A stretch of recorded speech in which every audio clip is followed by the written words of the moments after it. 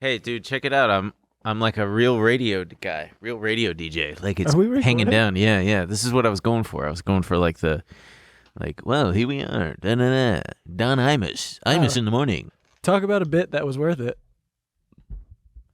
Yeah, there you go. Yeah. Wow, man. So that record that we just played, man, boy, that fucking Madonna. She really can't get it with those pointy boobs. So me and Ben got we are leaving the Trillionaire mindset because CBS W660 AM has W660? how do they say the The fucking call letters, they're letters. They're never numbers. No, for like AM.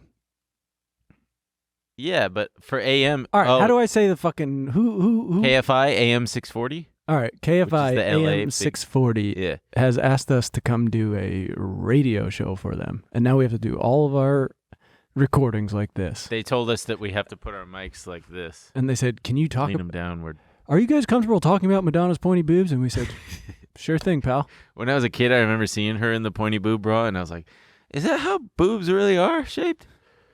They come in all shapes and sizes, really. Also, my mom revealed to me that I didn't breastfeed. That makes Speaking sense. of, because we talked about when I showed you those breastfeeding TikToks, That's why you're so obsessed with it? I never got a shot. I never had my shot. But yeah, she texted me and said, just for your information. Oh yeah, there's the pointy boobs. Wait, your mom watches After Hours? Yeah, she do be subscribing. My parents asked if they could, and I said, Why would they ask you if they could? Like, you can, sure. I ain't gonna stop you, mama. oh, because they didn't know how to fucking... Do it. Yeah. They weren't, like, asking for permission. They were like, sign us up. Yeah. And I was like, maybe just let the boys be bad. My mom still doesn't get certain things. Well, actually, no, she does pretty well.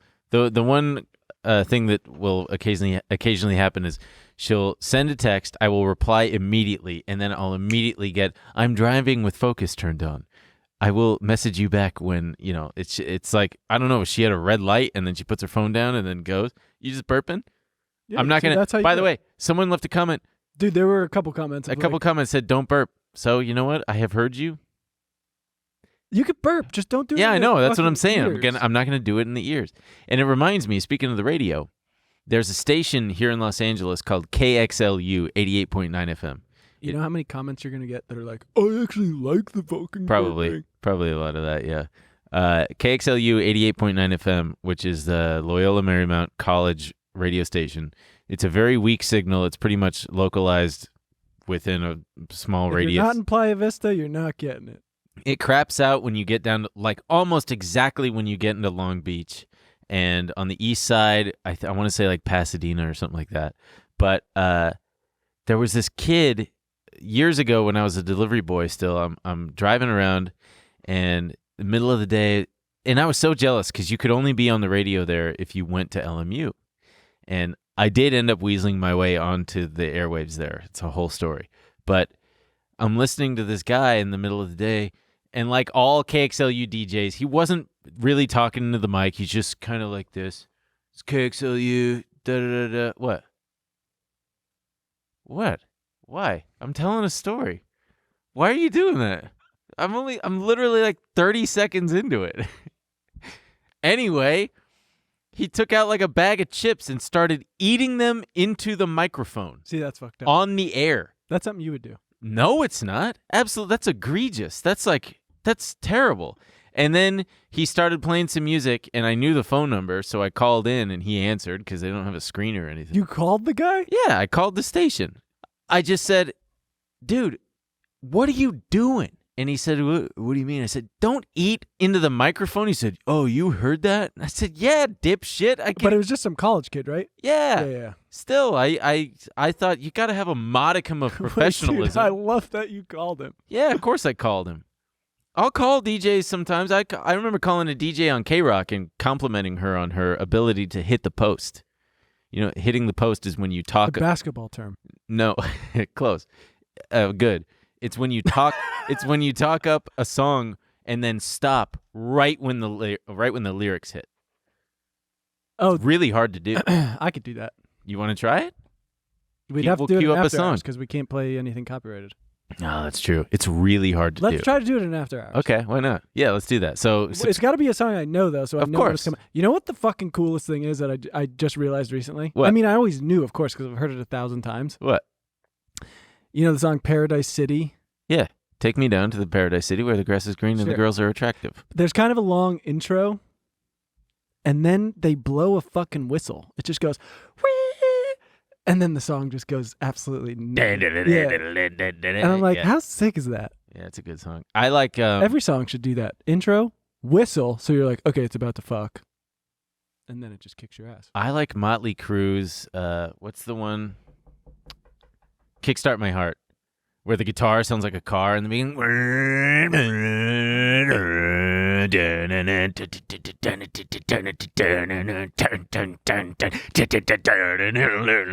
Such a great song. Fuck. Oh, I know that one. That Yeah, song whips.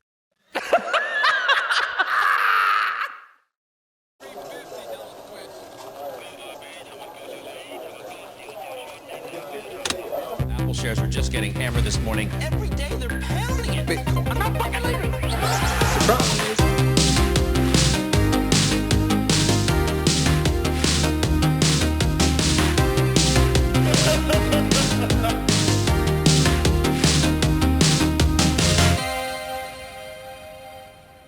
Anyway, hey Glenn. Hey Glenn. Glenn is going to want you folks to read the disclaimer. You're going to see it in the Show More, See More. Who the fuck knows what it actually says? It's Berenstain Bears. It's the Mandela Why effect. did you put this on here? It says Grossman. The fuck are you talking about? Grossman? No, I didn't put that on there. I don't know I what don't the think hell. it's always there. All right, Huh. whatever. Doesn't Anyway, Grossman. Uh, Also, we want you guys to, if you want to hear us try to play radio DJ, go to tmgstudios.tv and subscribe to either our tier at $6 or the or TMG the TMG Studios tier, you get everything for $10, and even the 8-ball special, which That's exactly right. and we got some more of those coming. They're gonna be real fun. Yeah.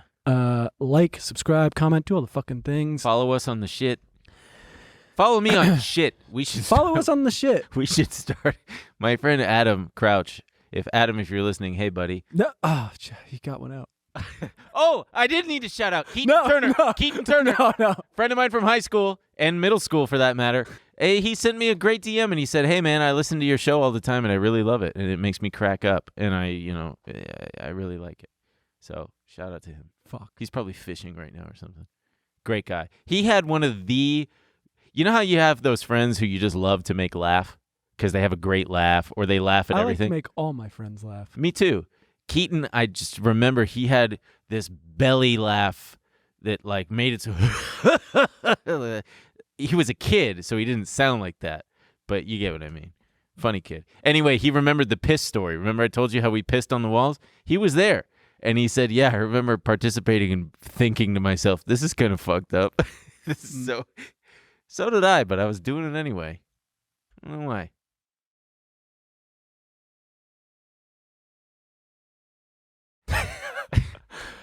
Well, anyway, folks, if you're watching this on Friday the 17th. 17th, 17th. This is the mailbag episode. me and Ben Are on vacation. we're on vacation. We're not here, but This we is- are here. But you're watching this in the past. We could be dead for all you know. No, they're watching it in the future. We are in the past. Oh, yeah. We're in the Yeah. past. We're always in the past a little bit, but now we're a lot of it in the past. Well, whoa. What is the philosophical principle that you can never? Schrodinger's cat. No. Where if you take half the distance of something, then half of that, then half of that, and half of that, if you go by that principle, You'll can, never get there. Yes. So I wonder how you truly do measure time. What is the true measure of the present? If we break it down by seconds, then we can break it down by milliseconds. Yeah, I don't know what this The guy's talking about, but this is a week. Did you ever, the double slit experiment, right? Don't be gross.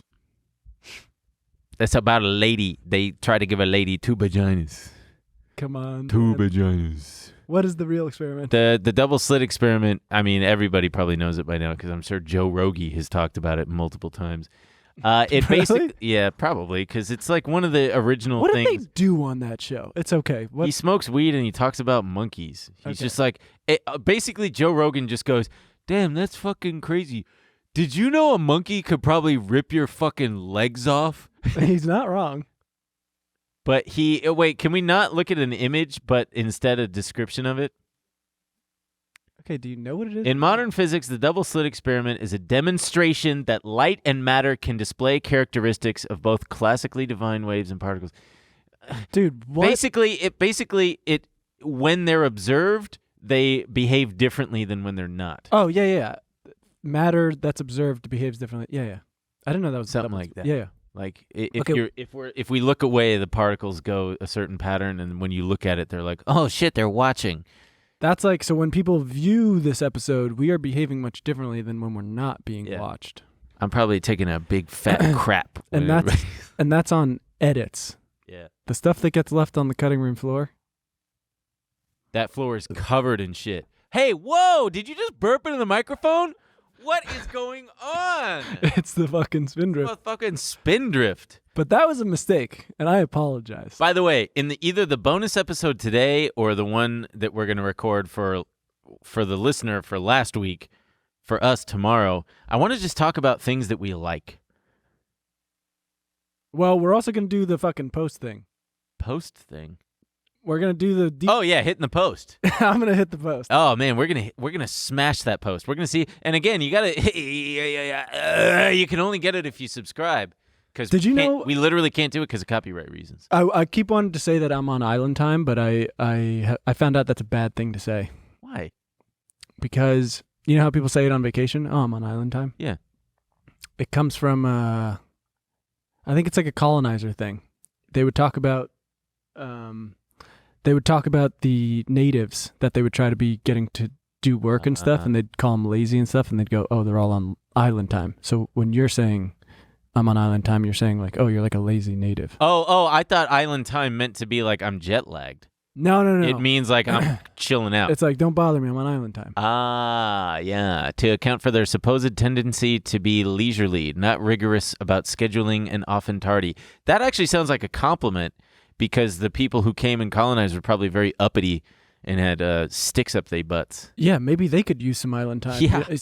Stop going into places you don't belong. Those islanders were like, don't hassle me. I'm living my life, right. Please. Hey, guys, we want to take a quick break to thank a sponsor for today's episode, Scoremaster. The 3-week rule may be the best financial advice ever. What's the 3-week rule? Wait 3 weeks to buy that new car. Wait 3 weeks to refinance your home mortgage. And wait 3 weeks to finance any major purchase. Now, why 3 weeks? Because that's how fast the average Scoremaster user takes to boost his or her credit score, an average of 61 points. And listen, 61 points added to your credit score can save you tens of thousands of dollars on everything that we finance. Scoremaster technology was developed by credit data scientists to boost your credit score higher and faster than you thought possible. Scoremaster is so easy, it takes about a minute to get started, and you don't have to wait months for your best credit score. Try Scoremaster today and see how many plus points you can add to your credit score. Go to scoremaster.com/trill. That's scoremaster.com/trill. Again, scoremaster.com/trill. So we got a mailbag episode for everybody today because, and for those of you new viewers, what is a mailbag? Well, you see, back in the day, there used to be this stuff called mail, and it didn't have E in front of it. It's where you you lick the stamp. Before they had the self-licking stamps, you'd pop that on. Back when it used to cost 50. How much does it cost now? 50 cents? I don't know. You know what I started doing in my new place, at my old place? You know how when you rent a place for just ever, you get old mail. Oh, yeah. I tear that shit open. Do you? No, I don't care. Well, There's a mailbag. There's a picture. I used to always save it and then give it to my landlord and be like, I don't know, figure it out, whatever. And I'm just done. Now I just throw it out. Yeah. If it was important, they'd come over in a panic. Right. And they'd retrieve it. I used to have this big drawer full of just old tenants' mail. That's really sweet of you. I did get something. But honestly, I think my landlords would be like, oh, yeah, thanks, and then just throw it out. Probably. I did get a check. It was for a lawsuit against like Nordstrom for one of the previous tenants. And the check was for, I didn't open it up. But just held it to the light? No. I just saw that like it said check enclosed and it looked legit. It didn't look like junk mail. So I found the woman. I searched her name on Instagram, found her. There was only like Wow. one, and I DM'd her and I said, "Hey, I live at so and so. Here's some mail that came And for she you." blocked you. No. She said. Are you the AirPods guy? She said. She told me to go ahead and open it and let me know what was inside, and I got excited. I'm like, "Ooh, federal crime with permission." And I opened it, and it was a check for like $12, and I said, like, "Brace yourself.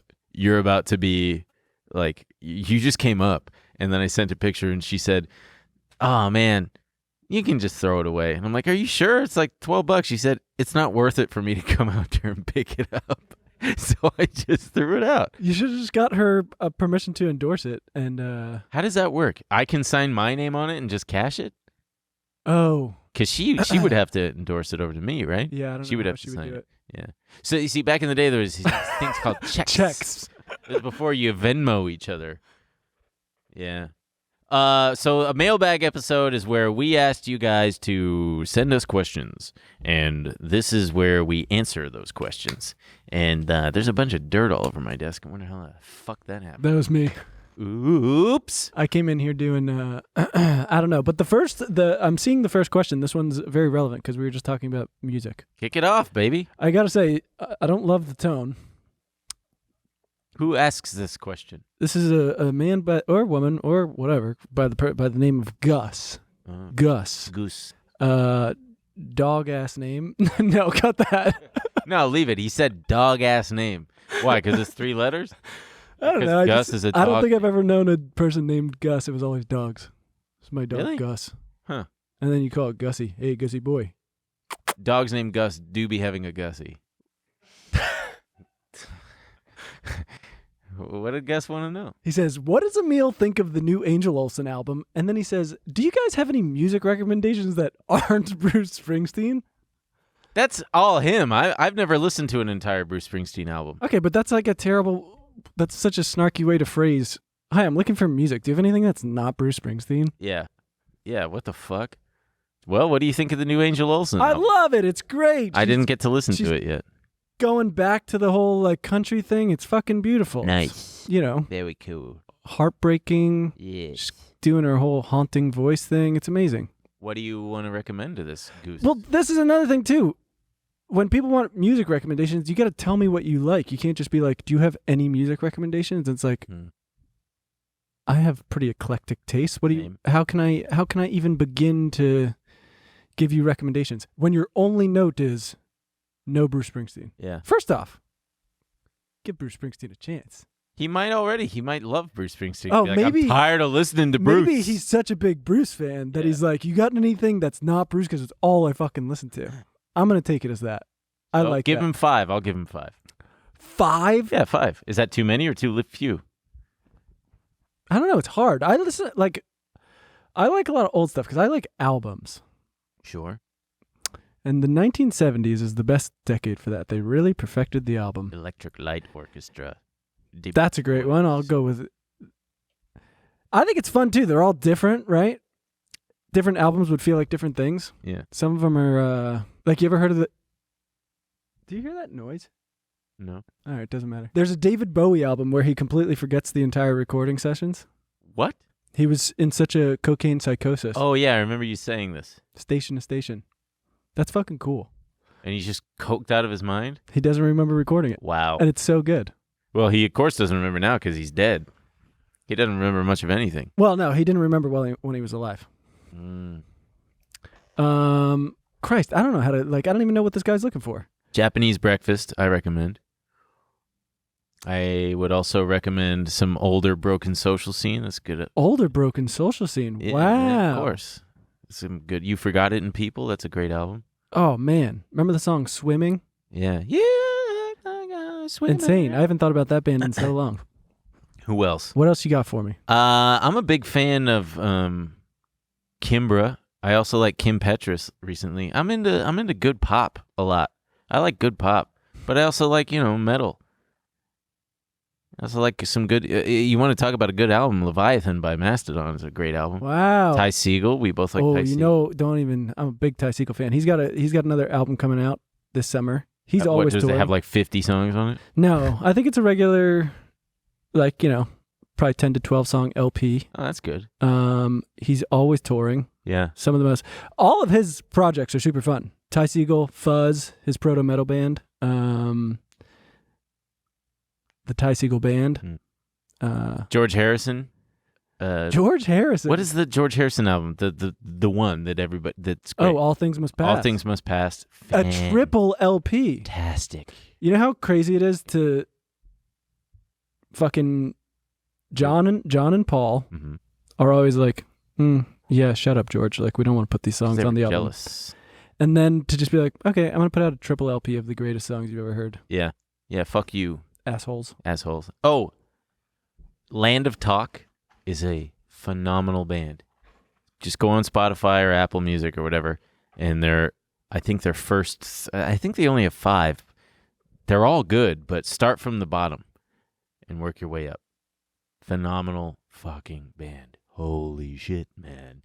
Anyway, let's move on. Huh? Yeah, that's probably enough for... You want to read this one? Mariana! So I think they're trying to figure out what mutual funds are. Oh, my God. I put all my... Mariana, sorry if I'm butchering that. I put all my savings, $2,000, into JP Morgan because my dad said it was a good idea. JPM the stock, I guess. I need reassurance that I'm not a dumbass because whenever... So do we. Yeah, constantly. Whenever I check my portfolio, it just keeps getting worse. Can you please talk about how mutual funds work? How do they compare to regular stocks? How might this perform during the potential recession? Did my dad and his financial advisor just rob a 17-year-old of all her savings? Please help. First of all, you're 17. Your savings are only going to continue to grow. Don't think of your $2,000 as all you've got or all you will ever have. All money that you put into the market is going to go up and down. The beauty of it going down is you being so young, you're going to get to put in more money and get in at lower prices. No, they didn't just rob you. No, your dad's not So doing tell her that. what a mutual fund is. Well, a mutual fund is it is a fund of different stocks and bonds and whatnot. And they've got, I think there's certain fee structures. So if you buy one, I can't remember the rules, but like you're not actually buying shares. You are buying like units. I could be wrong, and I apologize if I am. And they basically you buy it, and they create share. Well, I'll just call them shares. I think they like create them for you, and then when you want to sell, they kind of just like burn them. And because I think there's always a fixed amount. I can't remember. That's neither here nor there. Basically, a mutual fund is just it's like any kind of fund. It's just a collection of a bunch of shit that they choose to buy based on whatever their targets are. That like, there's mutual funds that only buy tech stocks, and there's mutual funds that are considered like safer because they buy more bonds and dividend shit and whatever. So how do they compare to regular stocks? They're probably going to be a little less volatile. They're probably going to move a little more stable. It's going to be like a giant... See, I just burped out of the way of the microphone. I love it. It's going to be like a giant ship versus maybe a smaller boat, depending on the stock. Because there are certain stocks that move slower. But And everything is kind of taking a hit right now, so that's probably what's happening to the stock or Yes. the mutual fund her dad convinced her to buy JP into. Morgan, I don't know when you bought it, but assuming because you said it's gone down a bunch. Also, don't trip. Don't be looking at that shit every day because you're gonna stress yourself out. You're not a trader, so don't worry about it. How might this perform during the potential recession? Well, Poorly. I mean, yeah, probably poorly, unless it's but don't worry about it. Yeah, unless it's a mutual fund that is short biased or something, or invests in bonds. I don't know, but so I hope that was a good answer for you. You have so much time. Just tell the financial advisor, by the way, I believe has a duty to act in your best interests based on your age, your risk tolerance, your other certain shit. So Just talk to them about what your goals are, and they'll set you up. I mean, my financial advisor's always like, so talk to me about certain shit. Hey guys, we want to take a quick break to thank a sponsor of today's episode, Alto IRA. Do you have any investments outside of the stock market? Most of us don't, but many professional investors do. Now there's an easy way to invest like them, Alto Crypto IRA. With Alto IRA, you can invest in crypto and trade it without tax headaches. That's right, no aspirin, ibuprofen, or acetaminophen required. the easy way to put crypto in an IRA. Seriously, folks, it's a game changer. Create a free account in just a few minutes and invest with as little as $10. No setup charges, no account fees, and you get to enjoy secure trading 24/7 through Alto's integration with Coinbase. There are more than 150 coins available, including Bitcoin, Ethereum, Litecoin, Cardano, and more. Featuring industry-leading security, the advanced encryption standard for wallets and private keys, plus traditional Roth and SEP IRA options are available.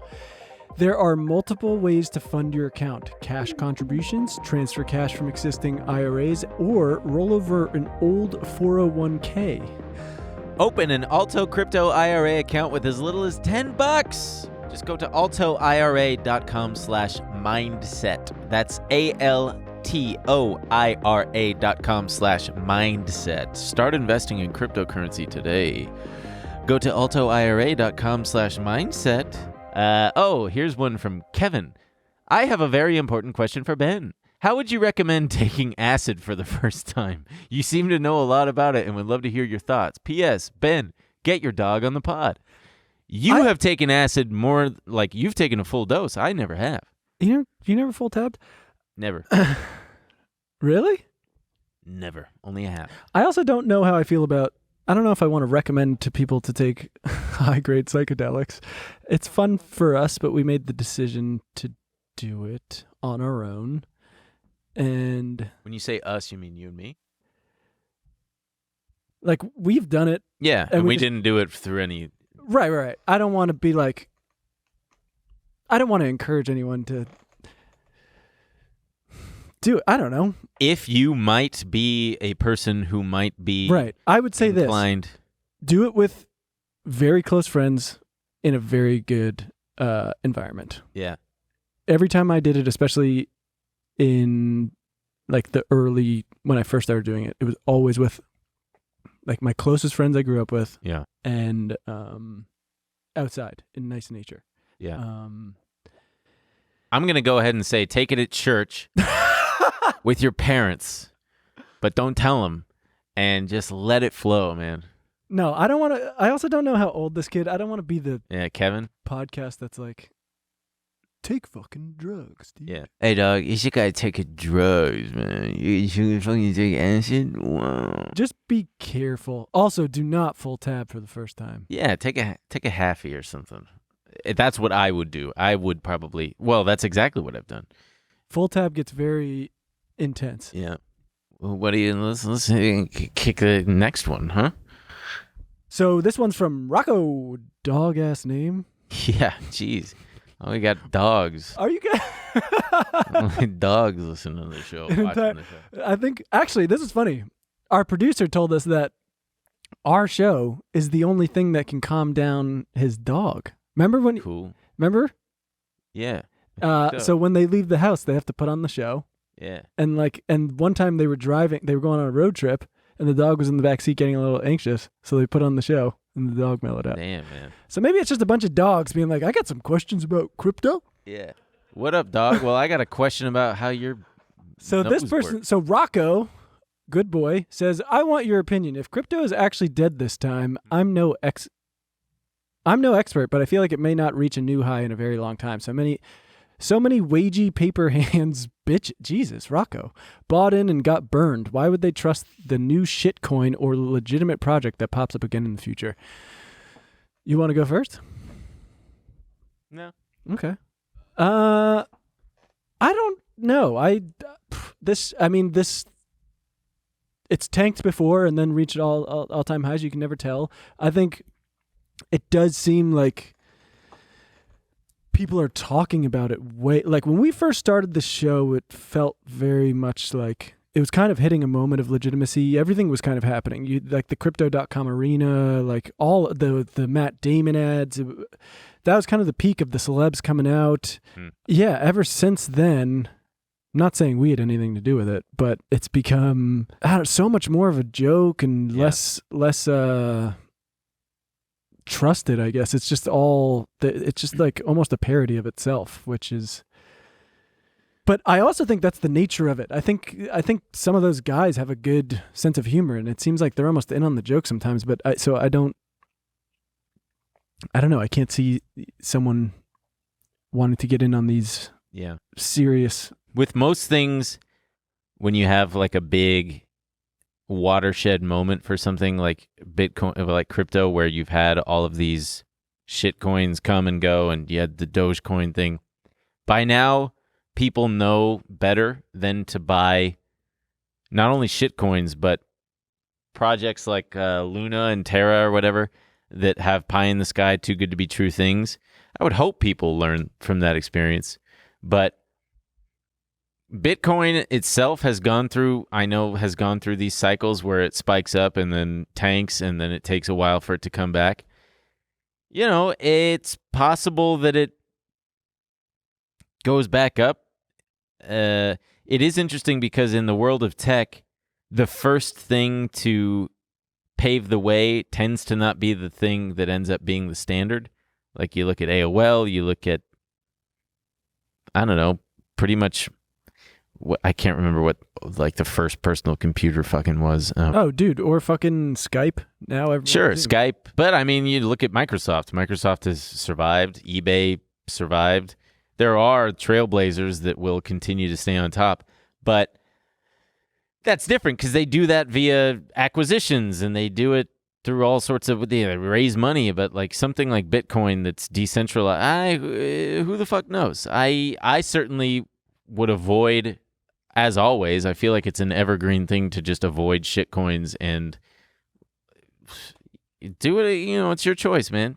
No, I personally do want to probably try to buy a Bitcoin. Oh, now that it's so much cheaper? Yeah, and if it gets down to a price that feels, I don't know what the fuck, it's all arbitrary to me, in the teens or something, maybe I'll start nibbling a bit. Ew, just in case. Don't say teens and nibbling so close together. Oh, yeah. Oops. If there's a couple teens who are up for nibbling. I'm trying to think of something even worse. I am surprised though. Like you have to remember, there's still so much money being dumped into a lot of these projects and stuff. Yeah. I still, I was just with a friend on Friday, and I was like, "Oh, what's he up to?" And he was like, "He's actually going to France for the summer to work on this like crypto project." Oh boy, like, really? There still exists those? I know. I mean, but good for him. He gets to spend the summer in France and work on crypto. Crypto, petit déjeuner. So let's see what we got. Sarah, dog ass name. Sarah. Weird name for a dog, Sarah. Yeah, what the fuck? I do have to say. What is something you would tell your 25-year-old self, not finance related? Stop crying. Yeah, I would say the opposite of what you say to a gay kid in middle school. It doesn't get better. Ooh, that's a good one. I do remember specifically where I was. Oh, man, yeah, my 25-year-old self. Mine is too specific. I would really say, quit crying, man. You're going to be fine. Relax. Oh, God, yeah, I was like horribly... I was going through a bad time at 25. You want me to go first? Or you want to go first? I got a good story. I don't know if I want to tell... Well, I can... You can go first. Okay. So, 25 years old, I was broke, I was unemployed, I was living at home, I was depressed. And my girlfriend, who I had been broken up with for, at that point, I don't know, 9 months, maybe a year, maybe. We had been still very much in contact because that's what you do. And I knew she already was seeing someone new, but he lived in Florida. And I at least was resting assured that, like, well, he lives in Florida. There's no way, what the fuck. And it was June of that year, whatever year it was when I was 25.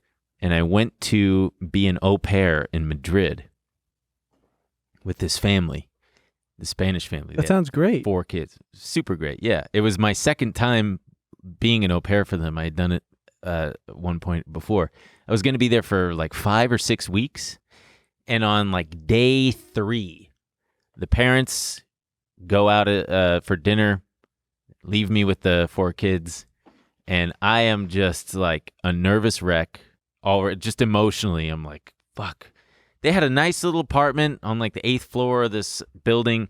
They had a great, beautiful little patio, covered patio.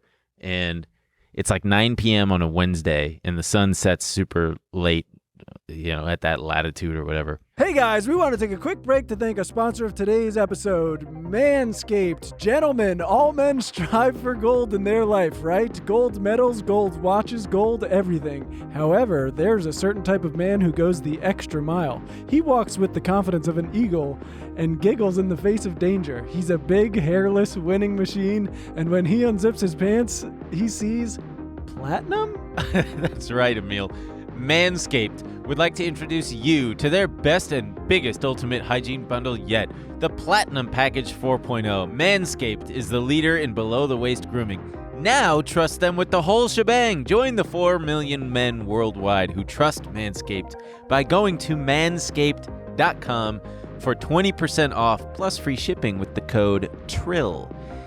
So think buddy, about grooming yourself. Yeah, my confidence before I got this thing in the freaking toilet. In the gutter. Yeah, because, hair is embarrassing. Now I'm walking around, I'm talking to people at parties, and I'm going, they don't know how freaking smooth I am. How lean your machine is. How trim and just perfectly groomed I am. Yeah, I've got a little coif myself. I've got a Ponytail? an airstrip. An airstrip? Yeah. Nice, dude. Nice. Manscaped's brand new Platinum Package 4.0 is the biggest bundle they've ever offered, giving you a bulk discount on Manscaped's top products. Inside this Platinum Package, you'll find their Lawnmower 4.0 trimmer, Weed Whacker, ear and nose hair trimmer, Ultra Premium Body Wash, Ultra Premium 2-in-1 shampoo, plus conditioner, Ultra Premium deodorant, Crop Preserver Anti-Chafing Ball Deodorant, Crop Reviver Ball Spray Toner, Anti-Chafing Boxers, and the Shed Travel Bag to hold your goods while traveling. Manscaped even threw in 2 free gifts to their Platinum Package 4.0, the Manscaped Boxers and the Shed Travel Bag. Bring your comfort in boxers to another level. The Platinum Package 4.0 covers all bases from head to toe. The best bang for your shebang.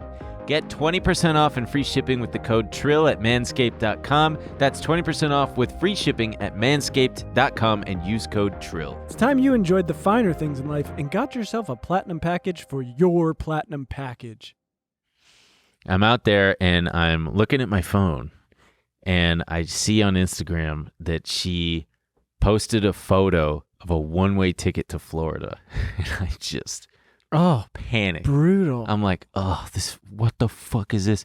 So I call her up on Skype, and she basically was like, yeah, I'm moving to go be with the guy. And Claudio. Rob was his name. And Rob, who, by the way, was so hot. I remember finding his Facebook page, and he's just like, he's got a picture of him lifting up his shirt. Oh. He's like a Ken doll. Perfect guy. Rich. He was like a pilot. Oh, that's killer for you. And, double killer for me. And not like an airline. He was like in the Air Force, like a fighter pilot. Oh, not cool then. But also a private, like, he had an airplane and stuff. Oh, cool again. Just it was comical how much better this guy was than me. He was like 30, also a little bit older.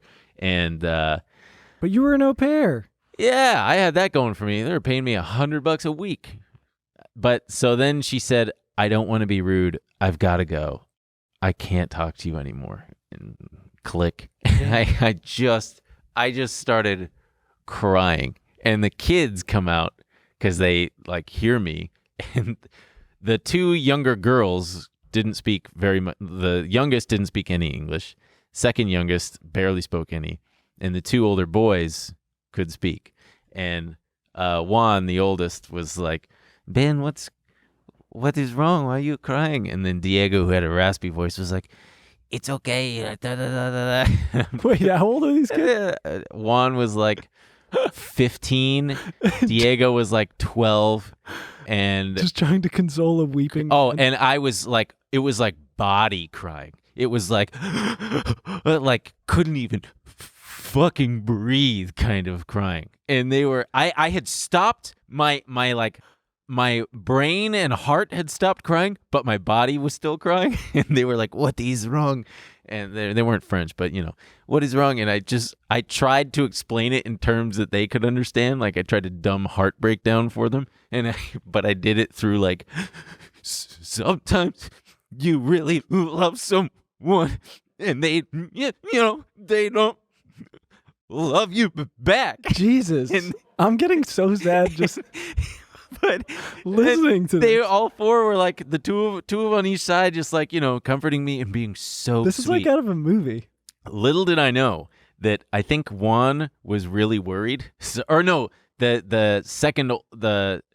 The older girl, Bea, went inside and called the parents because she was worried. So she got, unbeknownst to me. So then I calmed down and I was fine. And I think I like smoked a cigarette and had some ice cream. And then the kids went to bed hours later. And the parents come home and they're fluent in English and they're just the coolest. And the dad comes in and he's kind of like a tough, stern Catholic Spaniard guy.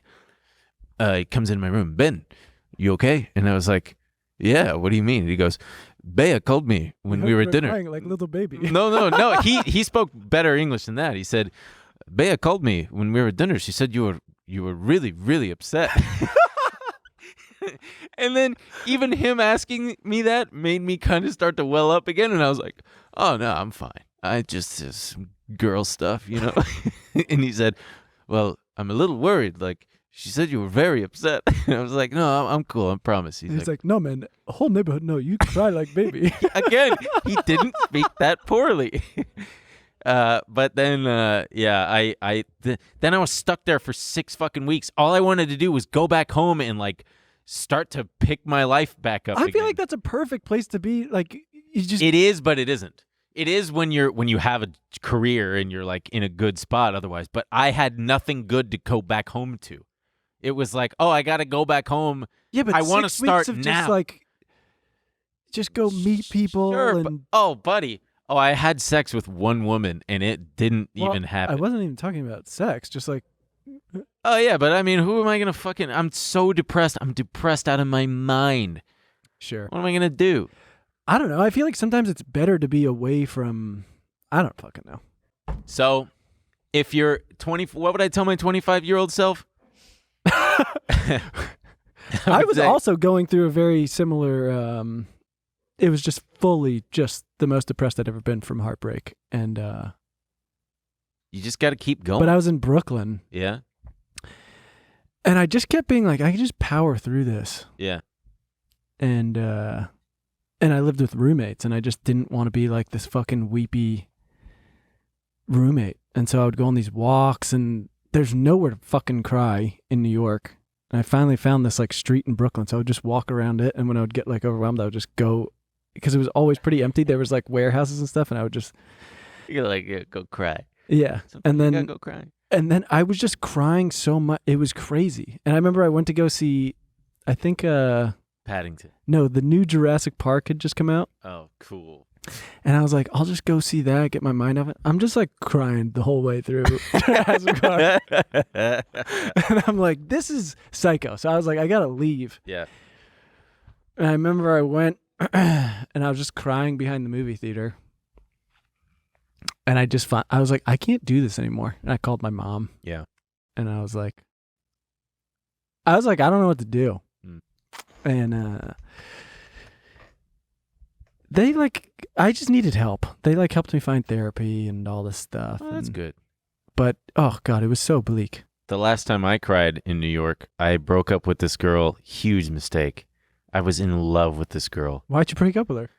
I felt like I was like at this crossroads where I was either going to get back together with the woman that I still loved here in LA, but I had also met this girl when I lived in New York, and I was there, and I was like, okay, I'm either going to stay here and pursue this thing with her, or I know that I've got to eventually move back to LA and pursue the thing with the other woman. I loved this girl so much. Well, now's your time. Why don't you say something to... She knows. I ended up telling her how I Yeah, but do it for the regretted whole world. It could be a big moment for the show. Well, so we went to this restaurant. We basically had set it up like, when we first met, she said, I'm not looking for anything serious. I said, neither am I. She said, well, how about we just keep seeing each other, and if anything changes, but for one of us, if we start to feel something more, we'll just let the other know. And I said, yeah, that sounds great. And it actually was kind of a covert way of allowing us to really just let it flow. Oh, when there's no pressure? Yes. So it's like when you meet someone on vacation and you're like, I'm in love with you. It was beautiful. It was kind of like that. But so I would see her after work, and it was like during the fall into the winter when it's like the most beautiful time in New York. Leaves are falling. This girl was like one of the most beautiful women I'd ever seen. Jesus. I just was like, every time I saw her, I would just smile. I couldn't help it. She was so smart, and so like, she was just a pure I've soul. got a surprise. I've actually got her on the line. Can we patch her in? But so, no, we're not Googling her. She had taken me to this restaurant before, and I loved it so much, and it was a very special place. And my dumbass, it was like the point of no return. And I said, hey, we should go out to dinner. I feel like we should probably talk, because we'd been seeing each other at that point for almost like 6 months. And she was like, yeah, okay. And I think she thought she knew what was coming, which was hey, I'm like in love with you, and we should take it to the next level. And I remember sitting there, we had ordered our food, ordered drinks, and I'm sitting there, and she's just like, it was just killing me.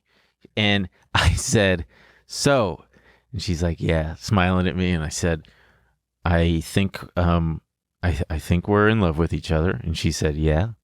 And then I said, and that's exactly why. Ben, what's wrong with you? And she was just, stunned, and I was like, this is so fucking painful. I don't know why. I wasn't saying that out loud, and then she didn't cry at all, but I did. And then we talked about it a bunch, and I couldn't do it. I wasn't ready. I still had this other thing, this unfinished business that I thought I had to go after. But then,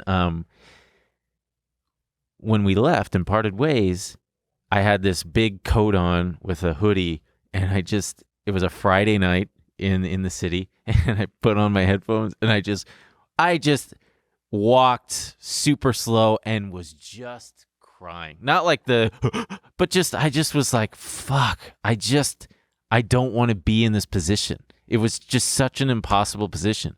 And I didn't talk to her for a year after that. And then we reconnected, and we had a whole thing, and it's just one of those things. Right. She was a chess champion. She was just so intelligent and so sweet. Ben, call her. Text. No. Text your ex. You're making me like so wistful over here. This is. What would I tell my 25-year-old self? I have no idea. Suck it up, baby. No, there's something romantic about being that sad and heartbroken, and yeah, because it means you're feeling. Right. It means you're alive. I think we are the #1 finance podcast. Hey guys, we want to take a quick break to thank a sponsor of today's episode, Fabric. I know, it's summer, and the last thing you want to do is think about life insurance. But hear me out, folks, especially you parents out there. Fabric has incredible term life insurance policies that can be customized to your family, and you can be up and running in just 10 minutes. So then you can fully enjoy your summer worry-free because you know your family will be protected.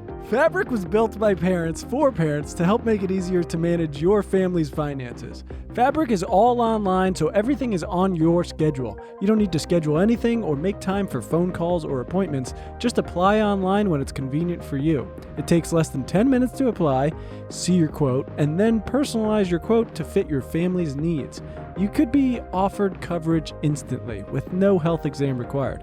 Fabric's new lower prices mean significant savings over other providers with great quality policies like $1 million in coverage for less than $1 a day. Fabric also has over 1,600 five-star reviews on TrustPilot.com, and it's fully backed by Vantis Life, one of the most trusted names in life insurance since 1847. So you can feel confident that you're getting a high-quality policy that is perfect for your family. Fabric has a 30-day money-back guarantee, and you can cancel at any time. Fabric's online hub lets you handle all your family finances in one place, not just life insurance. You can create a will, start your kids' college savings plan, and even set up a rainy day savings fund. Protect your family's financial future with Fabric. Apply today in just 10 minutes at meetfabric.com/trill. That's meetfabric.com/trill. MEET fabric.com/trill. Fabric Insurance Agency policies issued by Vantis Life. Not available in New York and Montana. Price is subject to underwriting and health questions. You know, in the end of Call Me By Your Name, when he's talking... Didn't see it. Stop. You know, I burp a lot. You take really exasperated deep breaths right into the microphone. I just hear so much. If people complain about it, I'll stop. Like me when I swallow, I'm just like... But that's like an expressive thing. That's like an emotion. It's not like... It's not even... No, most of the time it's not even emotive. It's just... That was fully emotive. Well, that was fully frustrating. Sure, that was, but... Oh, so now you're just talking about my breathing. No. You breathe kind of heavy. No, it's not breathing heavy. It's just, you know, if you find yourself... Listen, I'm a freak. I am fully a freak. Shut up. But, well, hear me out. I will catch on to things, and then I'll be like, "This. Now I'm hearing that too much." And yeah, I am the freak. Yeah, sounds like a you problem. Fuck! Baby. Yeah, but I mean, if it's an easy fix... All right, so what I was going to say about Call Me By Your Name, he's talking to his dad at the end. He's just gone through Timothy Chalamet. He's just gone through his first heartbreak. And he basically tells him to... Dad tells him? Yeah, to like... I haven't seen it in so long, but it's this beautiful scene where he's like, you know, you have to feel it all. And if you don't like process it and if you like lock it in and hold it up, you're just going to become one of these... You're going to start feeling less and less. And by the time you're like older, you won't have anything left for anyone. That makes sense. And I think I've done that to myself. Yeah, I identify with that quite a bit. Right. Your heart hardens a little bit. And the idea of like feeling that much is like unfathomable. And now sometimes I feel like I have feelings where I'm just like, they feel like an itch I can't scratch. I don't necessarily know how to... This is what happens. You grow up in New Jersey as an Italian American man, and you don't know what to do with it. I remember I saw when I first started watching The Sopranos, I was like, just figure out a way to don't do that. Don't be fucking middle-aged and having a heart attack because you don't know how to express your feelings. I was the other way. I was way too emotional, and that bit me too many times where I would, you know, pine after or lust after or fantasize about having... Basically, my whole thing was I am incomplete unless I've got someone to complete me. And you shouldn't think that way. Sure. You should be a whole person, not the half of a whole, but a whole person. That way, you're better equipped to actually deal with love in a relationship in a mature way. Easier said than done, mind you. Yeah. We should get to more questions. Yeah. Jesus Christ. What would we tell ourselves, our 25-year-old selves? Love yourself. Be whole. Don't be afraid to emote. Get out there. Don't turn into a bitter old man like you already have. Wesley, you both rock climb, right? Yes. Weird dog name. What are your highest grades? Emil, you're like a V5, V6. I'm like a V3, V4 sometimes. Mm-hmm. Do you like bouldering or ropes? Bouldering, personally. I like bouldering in the gym, but ropes when I go outside. Okay. Do those fingies be hangboarding? Personally, no, not yet. I would say a hangboard truly got me through the darkest parts of lockdown. It was I just went psycho on my hangboard. Just me in a back house playing loud music. Nico. Just doing all kinds of fucking hangboard pull-ups and stuff. Not me, baby. Just Olympic rings at the park. Nico, by the way, Nico is a guy who listened to the show, and I couldn't find his Instagram to message him to go climbing with him again. So, Nico, if you're out there and you still live here, shoot me a message, buddy. Well, Mia, what are your individual takes on simulation theory? I don't fucking know, man. So, Jesus. I think it could be possible, Yeah, but it could be what are we possible. going to do even if it's true? Yeah. It's just going to hurt my brain, so I'd rather not. Luke, not our Luke, but another Luke. How do you guys feel about jorts and their impact on the world? Personally, I think they fuck. Why did we pick this question? I want to know what you think about jorts. I don't know, man. They're fine. I don't wear them. Their impact on the world, it made it better, buddy. Do you think it made jorts? Wow, I thought you were going to have all these thoughts on jorts. Male jorts, female jorts. Well, how do you feel about male jorts? I honestly have no feelings about. I'm thinking about a guy wearing them, and I'm just. I'll going, tell you what. Okay. I think it depends how they are, right? With everything, Above the it's knee. all about, It should be above it's all the about knee. fit, Yeah. and because some guys, it's like, dude, what are you doing? Baggy ass jorts. But Fellas. I was in Venice. Beach. Italy. No, Venice Beach, and I had to go. This guy had perfect jorts on. Nice. They looked like old. Were they tight? Yes, Okay. and like really well fitting. You need well fitting. Great. Above the knee. Great wash, of course. Okay. So we like them. Below the knee, not for me. No. Guys, you I had gotta- to go up to him and tell him. I said, "Those are amazing. Where'd you get them?" He was like, "I got them secondhand." It's like, obviously. I got him at Jort Smart. I wish he said, "Oh, you got to go down to George Mart." JortSmart.com. All right. Stonewall says, what are your personal opinions on Dave Ramsey? Growing up, I had a lot of friends and relatives send me his books and videos and tell me to follow his financial plans. As I get older, I find his teachings outdated, especially for the millennial generation. I was wondering if you agreed or disagreed with any of his teachings. I don't know any of his teachings. I'm sure that they're the same shit that everybody says about, like, pay off your debt. Oh, I told him to throw this one in because I thought you would. I thought you knew stuff about. He's like, I don't know anything about him either. I used to listen to him sometimes when he'd be on the radio on KFI here in LA. And yeah, I mean, I agree with some of his things. They're just good general advice. I think he said, Like, you agree with the thing where he fired all those people because they wouldn't come in during COVID? Dave Ramsey? Mm.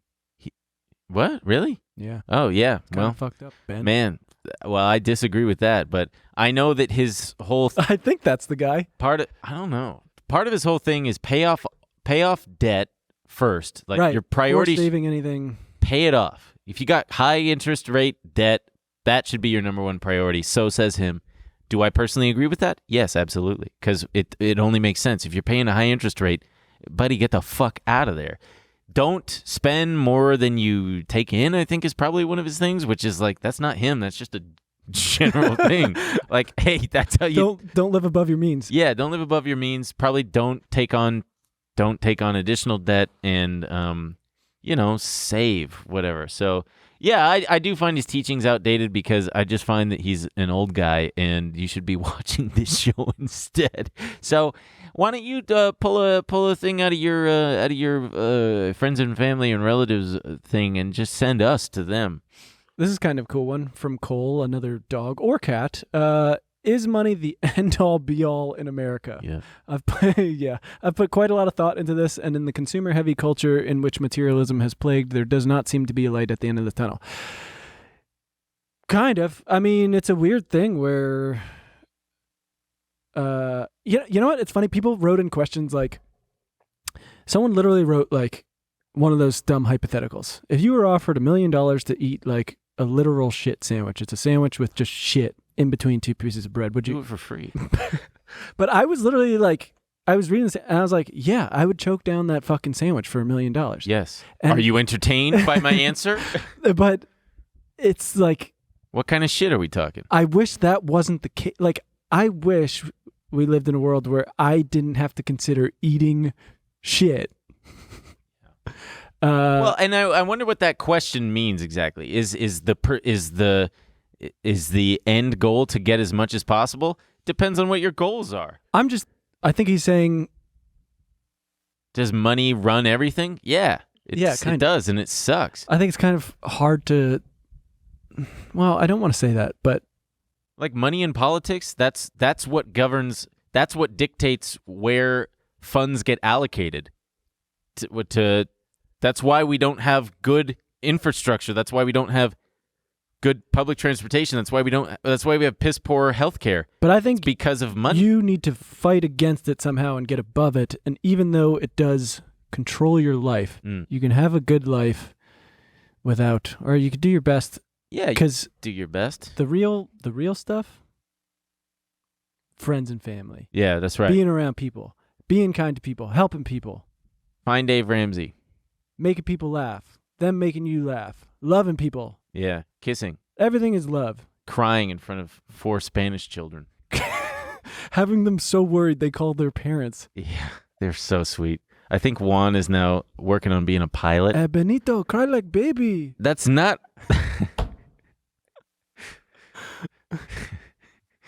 Jesus Christ. Those kids are so great. I miss them so much. It's weird that they're all older now. God damn. And their like strongest memory of you is you just crying. Crying. Seriously, that's probably their core. One of their core memories of me is me losing my shit. Or maybe for them, it's just like, yeah, I guess I kind of remember that. I don't really care. I remember mostly just having a good time with you and be like, okay, great. Because when I think about you guys, I always have that one right there. Just like, fuck, why did I do that? Stupid. No, I mean, what can you do? All right, we can't. Nothing. Anywho. Yeah. Asa says, first pod I listened to with Vlad, you opened up with a prayer of sorts. It sparked my interest to listen more, thinking I found a niche of a Christian stocks comedy pod. LOL. What do you guys believe in / why did you pray with Vlad? We prayed with Vlad because I thought it would be, I was on a little bit of acid, and I thought it'd be a funny opening bit. But we're also a Christian podcast. We are a Christian podcast. We are the only Christian stocks comedy pod. What do you believe in, Emil? I'm agnostic. I don't know. I believe in being a good person. I'm agnostic too, and I get kind of annoyed at atheists just as much as religious zealots. It's like you can't know, dude. Right? Do you know how much? Well, maybe it's not that they know. It's just that they say I don't believe. I just don't. Oh yeah, but that's like sure, but and that's okay. Whatever. But the atheists who are very much like, there is no existence of God. Yeah. Or there's no existence. It's like, how do you know, motherfucker? Yeah, chill out. My whole thing is like, I don't have time. You guys, whatever, that's great. Yeah. I don't have a use for it or Jesus Christ. Well, any religion, the time to like put into it, it's like, that's wonderful. Yeah. I'm happy for you. But I remember exploring religion when I was in college. Like watching YouTube videos about arguing for and against the existence of God because you got so much time on your hands when you're in college. Yeah, there you go. Thought, I want to get to the bottom of this. And yeah, I got no conclusions. I do believe that there's like a life force that unites us all in some kind of weird way and that love, exists. Baby. It's love. It's just kind of a general consciousness that exists on a plane that we don't readily access on a day-to-day basis. And, that's why when people talk about vibes are, they're based in some kind of spiritual reality. Vibe check. Yeah, I believe in being a good person. I don't necessarily believe in like objective truths. I think it's all subjective. Well, I don't know. That's a tough one. But I think that we can decide for ourselves, given our mental faculties, what is and isn't good on a utilitarian basis. Like what? Long story short, we are two agnostics with a Christian finance comedy podcast. Yeah. So anyway, Kevin, wait. What is Kevin? Another weird name for a dog. Do you think we'll see another tech revolution? It seems the general tech industry has stagnated. Uber, Airbnb, and we are no longer living in the future. Thoughts? Also, who is more excited to kiss, Ben or Emil? Another tech revolution. We were kind of talking about this last time of like the kind of full circle of some of these companies, the disruptor companies, where they are just repackaging old shit. And it's kind of been that for a long time. I'm sure there's things are going to keep getting crazier and crazier, but I do think we're in like a weird little bit of a rut. Airbnb, Uber. Airbnb, it's kind of weird. It kind of sucks now. It used to be this awesome little fun thing. Yeah. I think that the tech revolution is going to be limited in the sense that big companies now have created such a deep, wide moat around them that it makes any kind of disruption virtually impossible. And if anyone even starts to come close, they can just swoop up those companies. So like Google, you've got so many people, well-paid, intelligent people dedicated to solving problems and inventing new things. Like they're working on quantum computing and whatnot, that how or why would anyone even bother? Why would any venture capitalist throw money at something that has so little chance compared to all the money and resources available to a company like Google? Because it is capital intensive. It is because it's such a long shot kind of project. I feel like I also could be talking out of my ass because venture capitalists, I feel like they are more likely to invest in companies that have a chance at disrupting things like Amazon, that is more just like first level things like online shopping. Boom. That's an easier than like fucking quantum computing that is capital intensive and doesn't necessarily have anyway, who's more excited to kiss? Probably you. Probably me. Yeah, I'm gonna tongue you. Okay, last question comes from Samantha. My father recently passed away quite suddenly. I'm sorry to hear that, Samantha. I am only 21, so losing my father. Did you pick this question? I thought it would be nice. Oh yeah, okay. Should I not have done it? No, I just was like, oh, this is like I I feel like you can genuinely connect with Yeah. I am only 21, so losing my father at such a young age has been hard to cope with. Ben, you've talked a bit about the loss of your dad, but can you talk a bit more about your experiences with grief? Well, I already did that a little bit, didn't I? Excited to join the Dead Dad Club. Welcome, Samantha. Looking forward to our first club meeting. Yeah, welcome to the Dead Dad Club. It is not a very exclusive club. Eventually, everybody joins, and not necessarily. Well, yeah, you could die first. In which case, you're sending your dad into the Dead Kid Club, which fucking Ben. I picked this so you could help. Well, part of my experience with grief and the way through it is and it's my number one coping mechanism is laughter and cracking jokes, because it brings us back to our natural, for me at least, my natural state of equilibrium, and restores a sense of normalcy.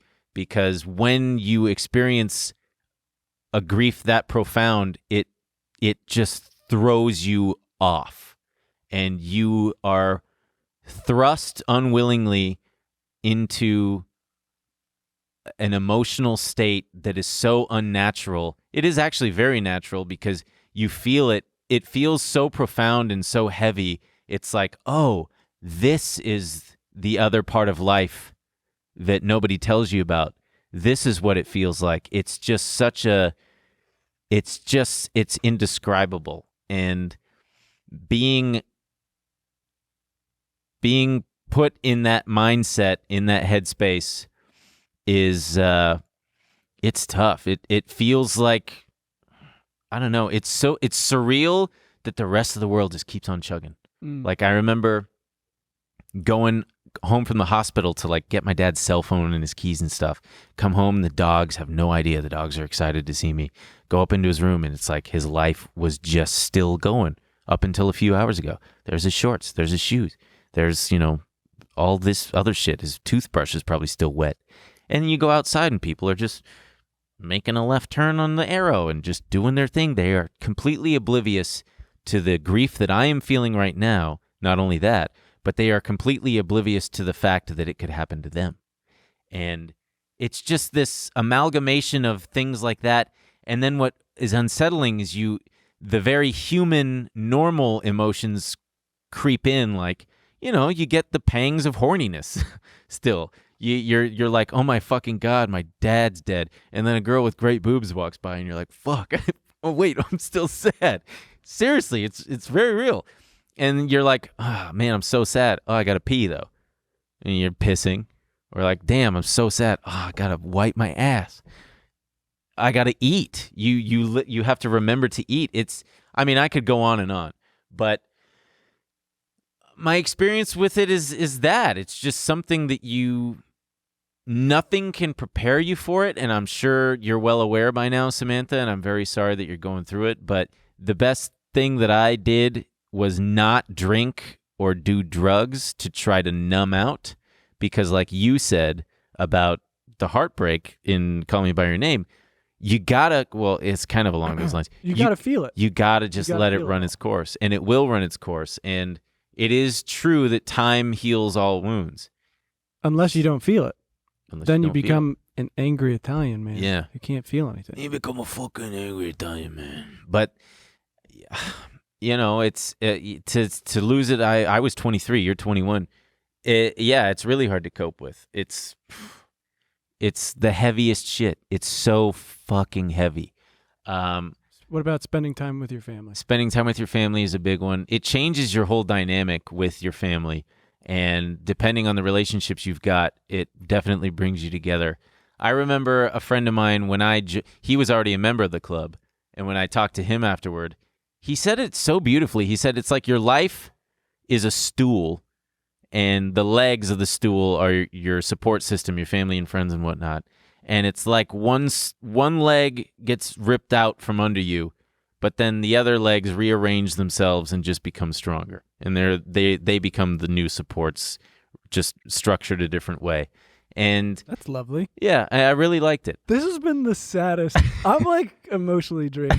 I'm like reliving heartbreaks that I haven't thought about in a while. It's a beautiful thing, I think. I mean, maybe I'll process all my stuff and I'll be a more open person or something. You are already quite an open person, I feel like. Really? Yeah. Well, maybe just more so with friends and stuff, but yeah, I feel like you are.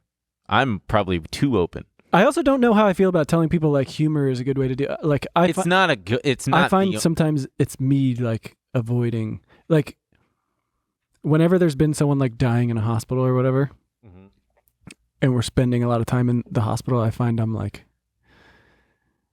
so on. I'm like fucking just doing bits and like fucking making everybody laugh. Mm-hmm. Cause I'm like, I can't really handle any of this, so I'm just going to be fucking. Yeah. I mean, that's the other thing. There's no right way, and everybody's going to deal with it in their own way. Yeah. So if you feel like screaming, go get in your car and scream it out. If you feel like punching a pillow, sock it to him. do. I wish I could give you more, and I feel like I've said a lot here, and there's obviously, I don't even know, like, did I talk about my experience? Yeah, it was fucking brutal. And then I remember having to it was my last semester in college. He died in the middle of it, and I was taking 5 classes, and I had gotten straight A's my whole college career up to that point, and I was almost done, and I thought, fuck, I don't want to stop now. Like, I would have to take these classes over again. And I just powered through it. And I mean, I don't regret doing that, but I kind of just let that not distract me, because it still sucked ass and I still had to go through with it. But you just gotta, that's it. The experience is just, you grow up a little bit. You grow up you grow up, you grow up in a way that only members of the club know how. And yeah, what you do with that is up to you, and hopefully it makes you a better person. I don't know what I'm saying. It's horrible. I mean, I've only seen my parents lose their parents, and it's like, it's weird because it's when they're old, it feels natural. It feels like, oh yeah, well, grandma's dead. Oh, all right. My parents were like very sad. Yeah. And I was kind of like, chill. You're not supposed to chill out. Yeah. It made me I don't like seeing people sad. Yeah. I remember at my grandma's funeral, I was going to give a little speech, and I was just going to tell this like quick funny story about my grandma. And then so I was going to go later, but my mom was supposed to go and she couldn't stop crying. And so they were like, Emil, can you go? And I was like, yeah, I'm fine, whatever. So I went up and I just like, as soon as I got up there, I just started bawling and I was like, what is going on? Yeah, and I it'll couldn't catch you off guard. And I couldn't get it together. And then the priest came over and he was like, are you okay? And I just grabbed him by the shirt and I pulled him in. I said, I can't stop fucking crying. Are you serious?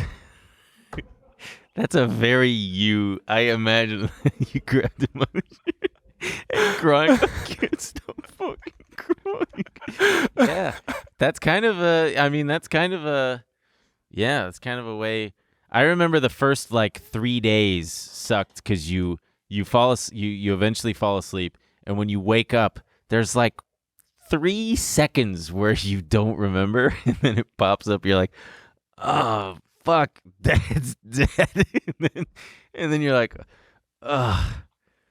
It's just a big. It's just a big question mark of what happens now. Like my mom hadn't pumped her own gas in like the 20-something years that they were married. And I thought, man, how's my mom gonna pump gas? She doesn't know how it works. That's crazy.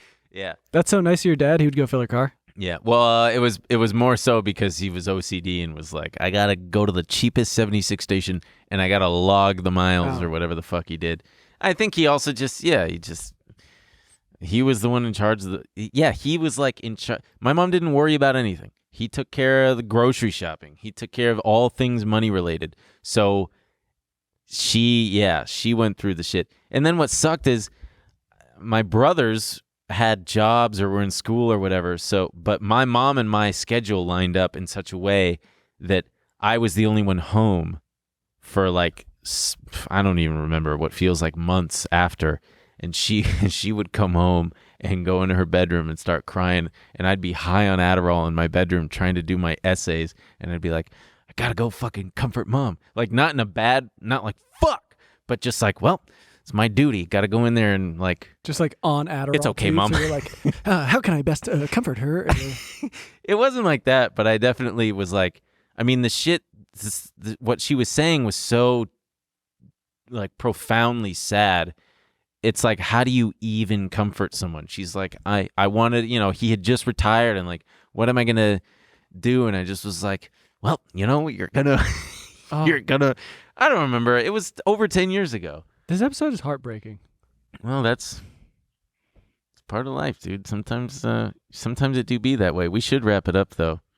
Wait, we'll have some fun in the after hours. What guys. does that one say? I have so much respect for you both, but what the fuck? Yeah, what the fuck? I just want to read that. Let's save it for after. Oh, we'll save it for after on. hours, I guess. I'm so curious Fuck. what it says. All right. But what?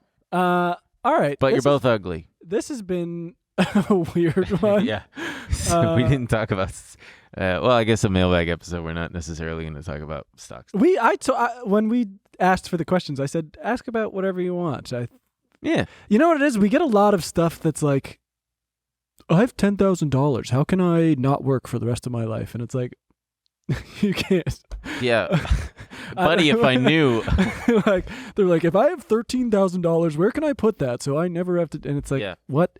And so these are, a little more fun. And I didn't expect us to talk about, just being the saddest we've ever been. I feel good because what a life we've led, where you experience stuff like that and you're still here, you're still going, hasn't stopped. Take it from me as someone who has been in very, very. That's not even the worst place.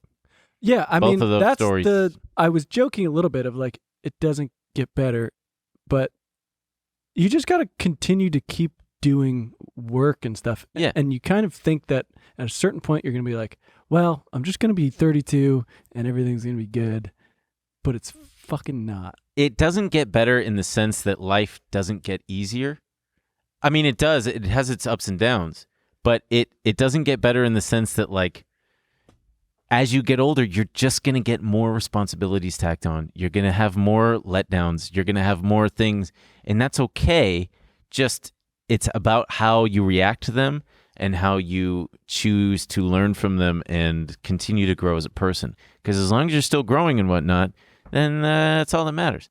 And it's okay if you're going through a point where you're not growing, because you're going to have some of those too. Personal growth is much like the market. Sometimes you're going to have a bear. Yeah. Bear personal growth. Yeah. And sometimes you get the bull. Sometimes it's sideways. And that's when you put your money in bonds or what the fuck ever. Anyway, that's where you put your emotions. Yeah. In we bonds. gotta wrap up. So long, everybody. Hope you're having a nice time. Love you. Bye. Bye. This week on After Hours. Damn, I gotta eat some beans. I gotta get some beans in me. I like when After Hours is fun. It's Trillionaire Mindset coming at you all the way from Los Angeles, California. Sign up on tmgstudios.tv to watch the full bonus episode.